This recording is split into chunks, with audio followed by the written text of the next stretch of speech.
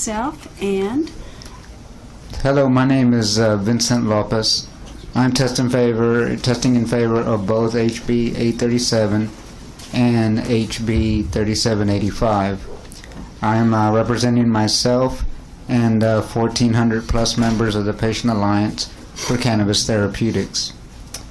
I'm here today to express the reality in which I and many other Texans are having to endure with chronic debilitating conditions, and how the need in regard to HB837 to protect the physician-patient caregiver relationship, which is vital in pertaining to the medicinal use of cannabis.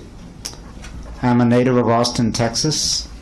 I'm a community volunteer and an advocate for patient rights, as well as a local publisher.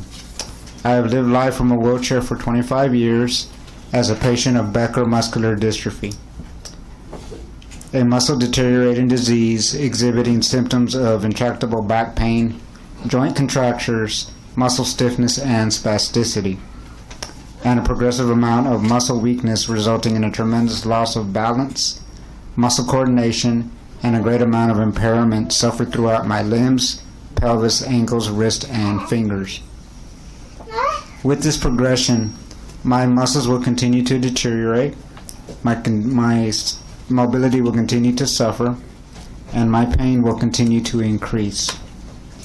It's hard to accept that one day soon my ability will cease to self-medicate will cease to exist, which in turn will fall into the hands of my caregiver, which happens to be my mother.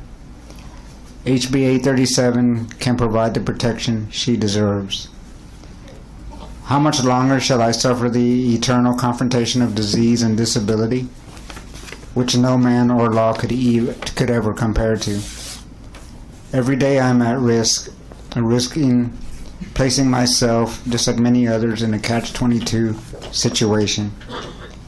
But it's the pain I'm contending with, not the law. It's the pain that always wins. I ingest cannabis by way of vaporizing the flower.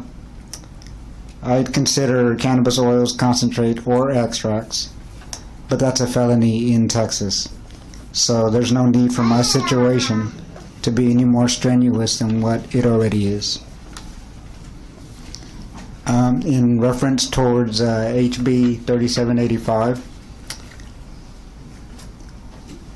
in June 2014, I successfully began to wean myself off the prescribed narcotic of codeine, which I had been taking to help with sleep and pain.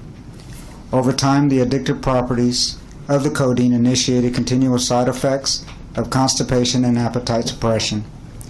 What once was helping me attain up to 5 to 6 hours of sleep had rapidly declined to 3 to 4 hours. It was clear that I needed to get off the codeine, and cannabis helped me do that. Once it was completely out of my system, the effects of my cannabis use began to take full effect, stimulating my appetite, maintaining my nausea, and increasing my quality of sleep back to 7 to 8 hours. Cannabis provides pain relief, muscle relaxation, stimulates appetite, and induces and sustains quality sleep, essential to my overall daily health, allowing me to stay productive and active in assisting and working with the medical cannabis patient community of Texas. HB3785 would provide safe access for patients to whole plant medical cannabis legislation, as well as to the combinations of CBD and THC ratios, which is often required in treating a number of these deadly diseases, such as autism, Alzheimer's, cancer, epilepsy, PTSD, MS, just to name a few. I would like to thank the Public Health Committee in taking the time to hear from patients today, and trust that you'll keep in mind of the sacrifices made by patients to express themselves to you as voting constituents of this state in regard to the crucial need for the protection of the physician-patient caregiver relationship and regard let me find my place here, for the need for medical cannabis legislation. No medical treatment should ever be governed by lawmakers or politicians. That's a decision that should be based on the professional opinion of that physician in regard to the patient's health. Thank you, and I'm available for any questions. Thank you so much.